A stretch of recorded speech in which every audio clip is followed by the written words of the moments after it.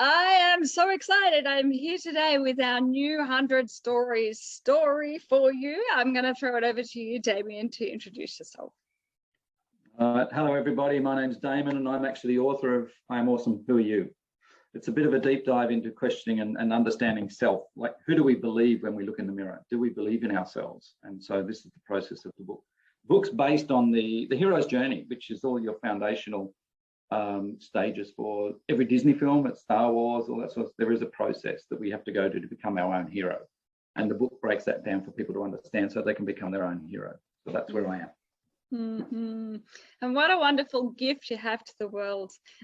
It's a lot of fun. Yeah, I wholeheartedly believe in your mission. You know, let's skill up these children and the next generation to be their best selves. So what a great contribution that you're putting forward there. Thanks, Ali. Okay, so part of this campaign, just one of my questions I've been asking everyone is, hey, let's break down the stigma when it comes to mental health. So can you share with us just one insight? It can be more, but one insight that you yourself use to maintain your mental health and well-being. What's one tactic that you use that you want to share with us today? What I learned from my process and what I had to develop was interesting. I created 3 circles. And so it's circle 1, circle 2, circle 3. And it's simply the people that can help me and support me on my vision and my dreams. And they get me, and I trust them implicitly. And then and this is certain family, friends, and business people. It's all everybody.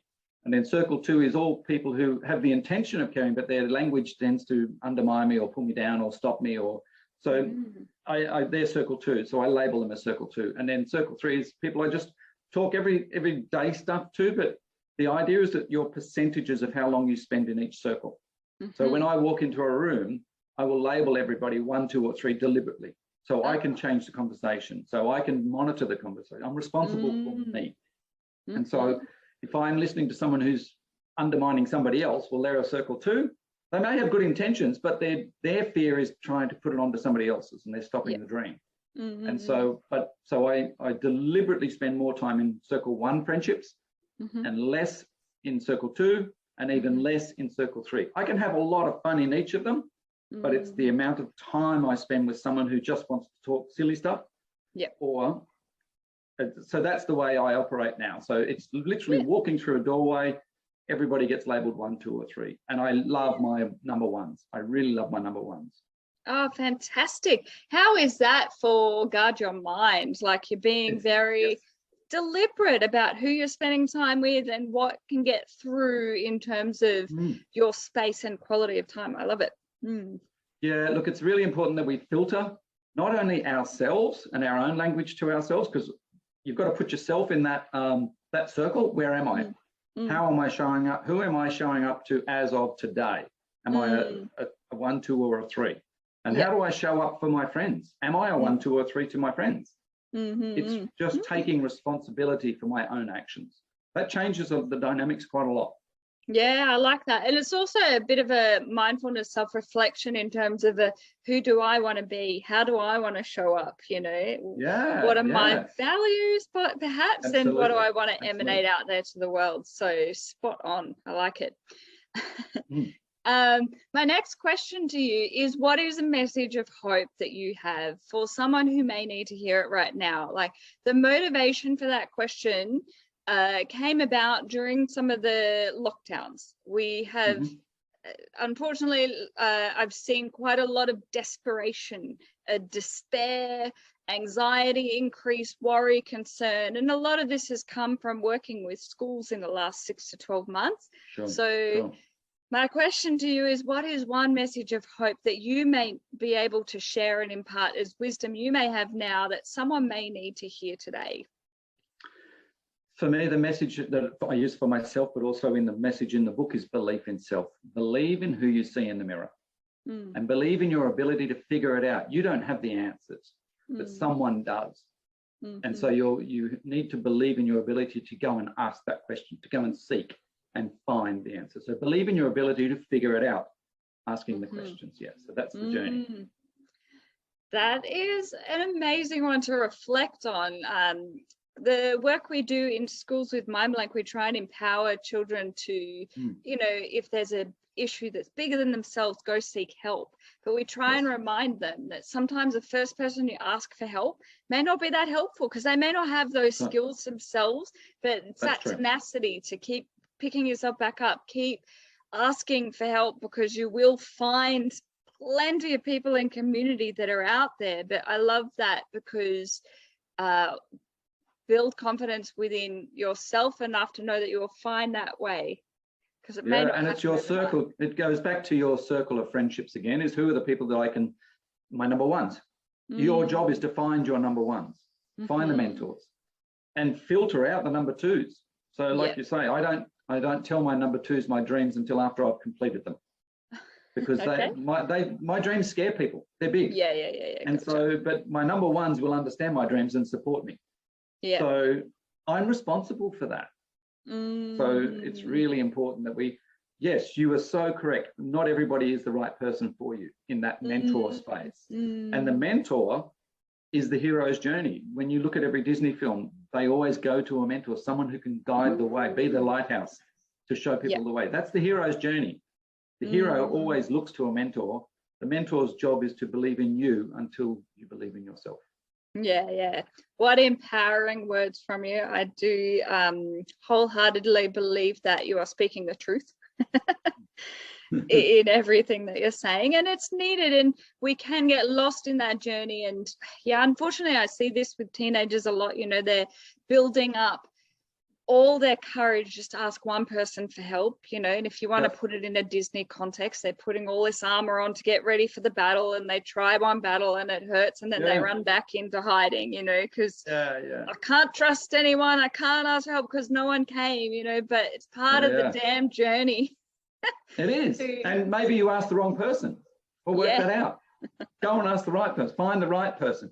Because when you do find that right person, you will know so much that you are grateful for your energy and your efforts that you made that extra decision to go and find the right person.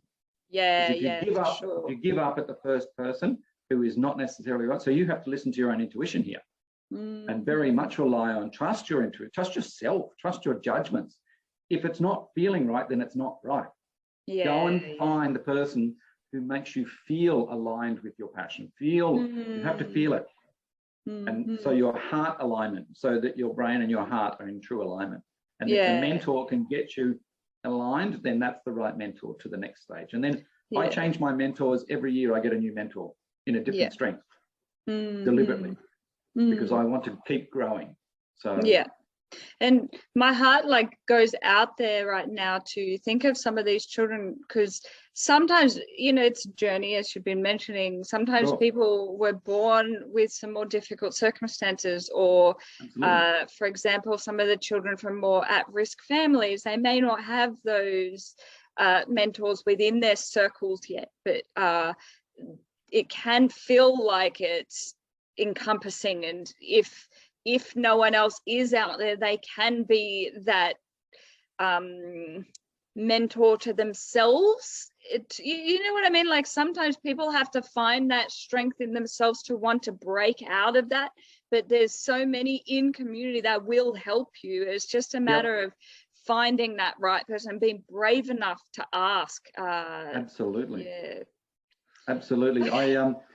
I had to become my own hero, and this is what we're all born on the journey. There's no one on this planet, doesn't matter what your culture, religion, your location, everybody is born onto the journey of becoming a hero. It's up to you whether you become the hero or not. Because you can live your whole life staying in the safe zone. That's okay. But if you want to stay there, you're still on the journey. So you make the choice whether you want to keep going to become the hero of your own life. And when you open your eyes to it and just make that decision, you know, you will see the opportunities can come. And then sometimes it could be, you know, why didn't I make this decision earlier? We're all guilty of that. That's refusal of the call. So that's stage 3 of the hero's journey. So when you break down the stages, refusal of the call is stage 3. So that is, I'm not good enough. I won't make it. I'm too scared. I'm this, I'm that. All these excuses that we tell ourselves. And we give up and we go back to stage 1, which is the known. but you've got to cross them. So stage 4 is finding the mentor to help you to get to stage 5, which is finding the courage to cross the threshold and begin the journey in earnest. So it's very set stages. And so if I can explain that to kids through my book and break down these stages, then they'll be able to use it because they've already done it. That's the whole process. Because we're on this subject matter, I just want to point out something that I think you've told me before, which is this hero's journey actually, where does it come from? Well, you know, ancient knowledge passed on from generations of tribes of human beings have heard of this hero story. It's not original, unique, you know, etc. It's part of humanity. Am I correct? It's true, but it's well, let's relate it to the 100 stories. We are all on the journey of being pushed out of our comfort zone, and then we go through the process of the hero's journey to become who we need to become, and then we come back and share that experience. That's the hero's journey. So you and I having this conversation is stage 11 and 12 of the hero's journey, which is going back and inspiring others. We become the mentor for others. So the hero's journey is very much a cyclic process, but you have to step on the journey to become the hero and go through it to then become the mentor for somebody else. So you and I, in our own little way, are heroes that are now, but then we're the mentors. So we have to become the hero first of our own story before you can become the mentor for somebody else. Absolutely. Well, I obviously relate to what it is that you're saying, and I'm resonating with it. So I'm grateful that we've had this conversation and provided this insight, because what a fantastic opportunity to get the message out there for people in various parts of their journeys to see what a difference it could make. Now, my final question to you, I've already flagged it to you before, is I'm a huge suicide prevention advocate. And even within my journey, I have experienced post-traumatic stress disorder. So I am a survivor of that initial stage of my life, but I'm here today because I've had support.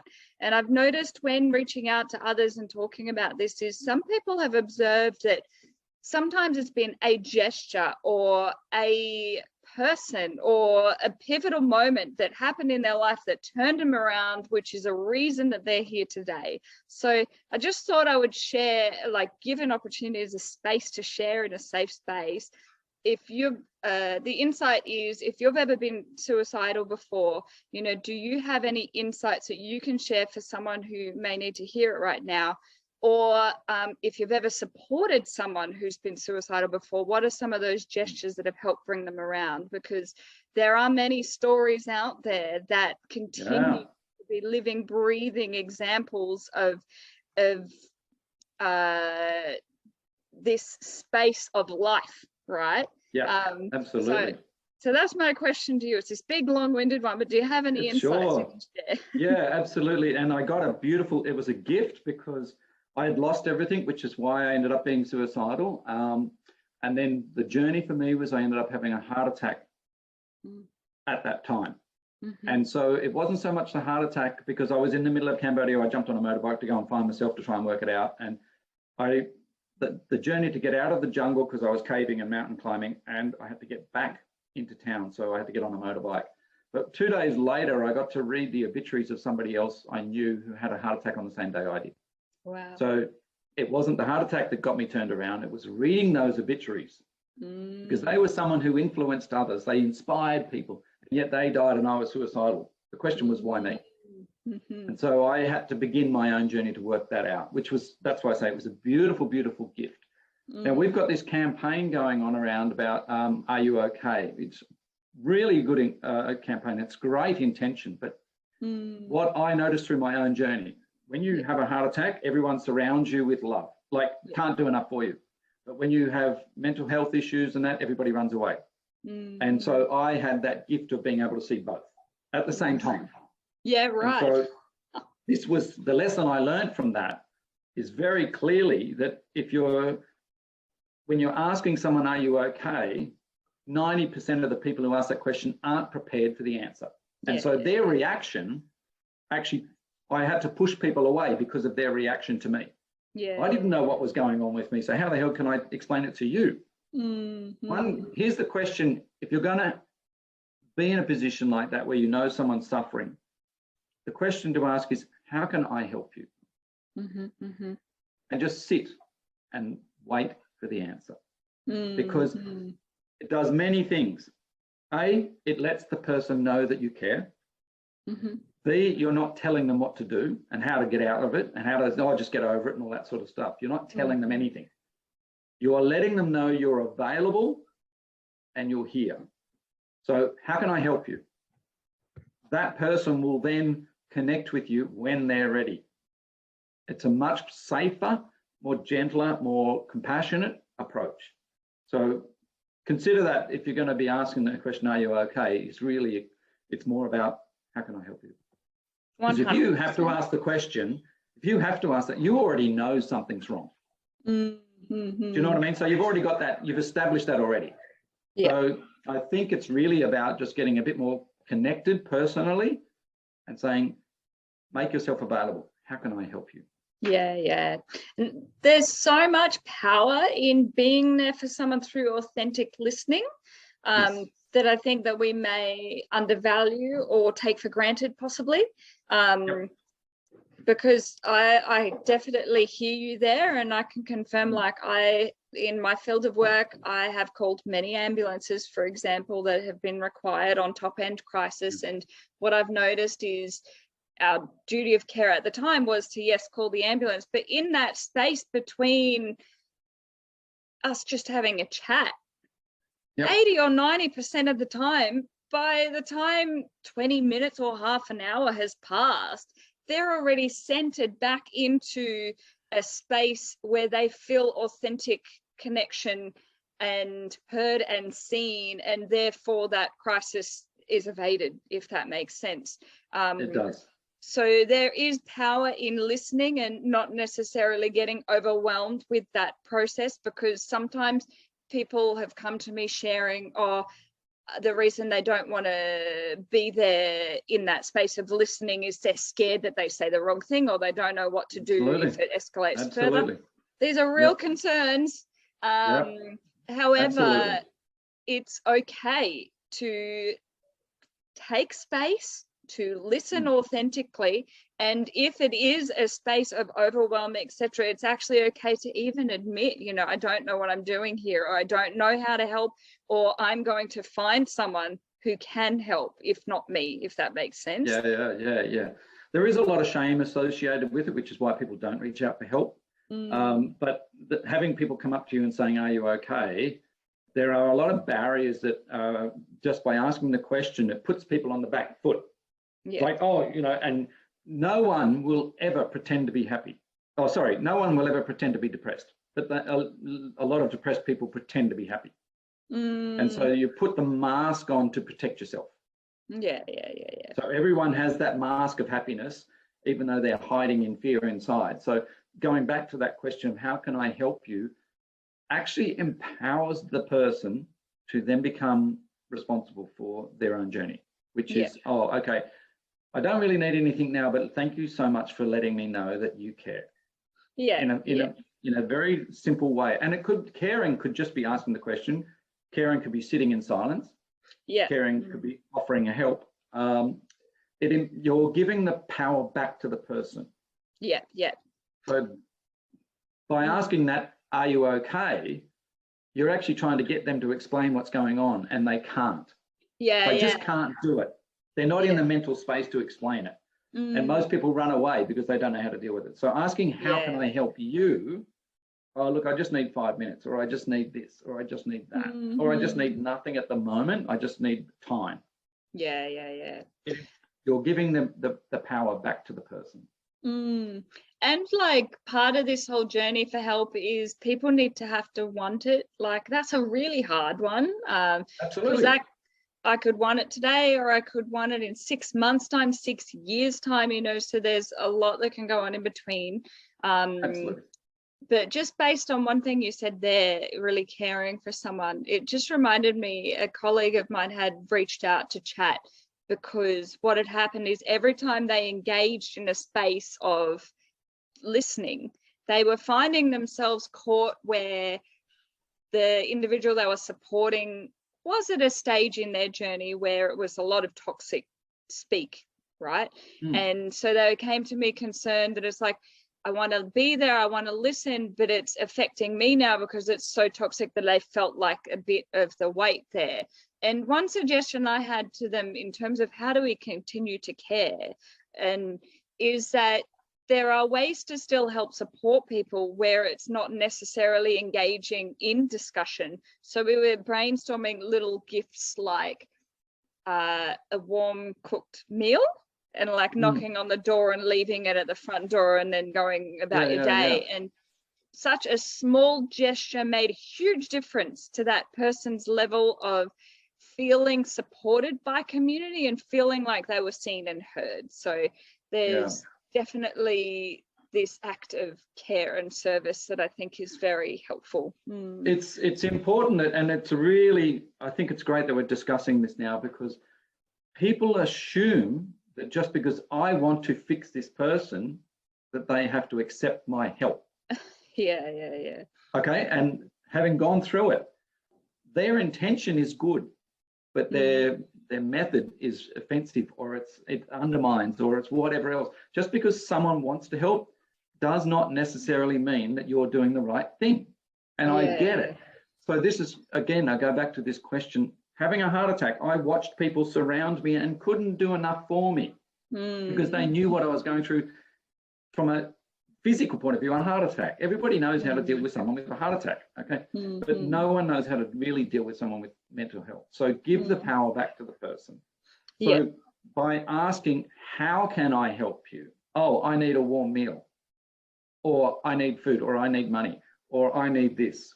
You're letting them help themselves, or you're creating space for them rather than telling them you need this, or I think you need this. There's a lot of people I pushed away because they were telling me what I needed, which they had no understanding.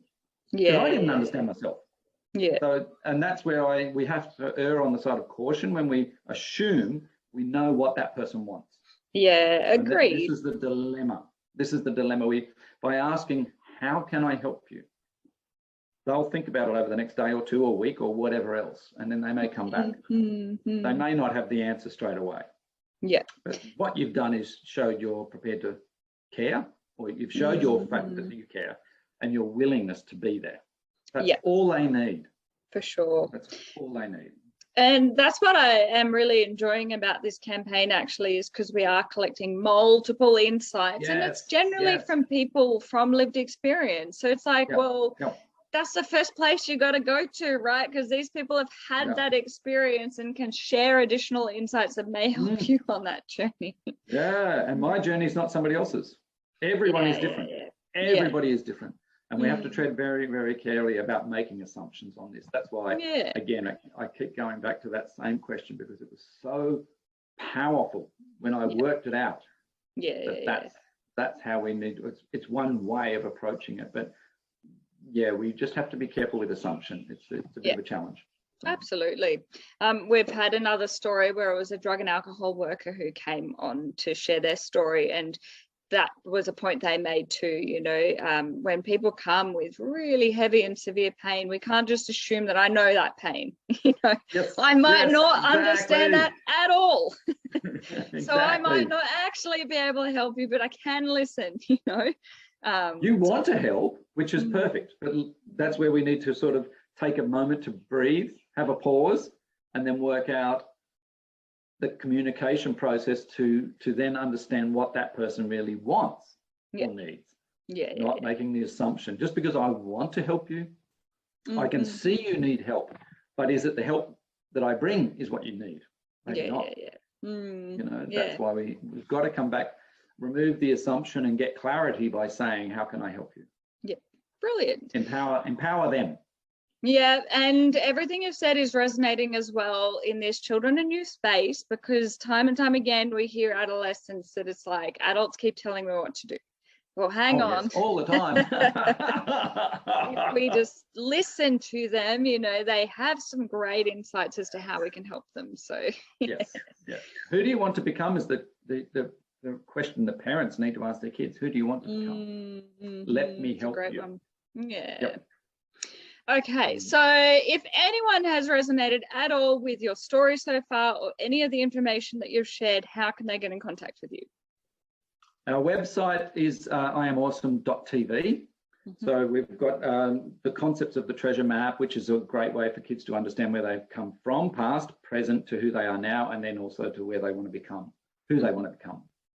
And so it's also where you can purchase the book and the ebook stories as well. So feel free to reach out and connect. There's a contact button on the website as well. So if you want to connect with me, by all means, I'm happy to chat with anybody personally, and we can go from there. Fantastic. Well, thank you so much for all your wisdom and insights today. It's been thoroughly enjoyable hearing, you know, you share your passion, and no doubt that has a ripple effect to continue making a difference out in the world. So it's been a pleasure having you as part of the campaign. Thanks, Ali. I really appreciate it. And if I can leave one message or one question, is how can I help you? Oh, lovely. Well, thank you, Damon, for your support today. And I look forward to sharing more of the 100 Stories campaign with you all shortly. Thanks, Ali. Take care. Bye now.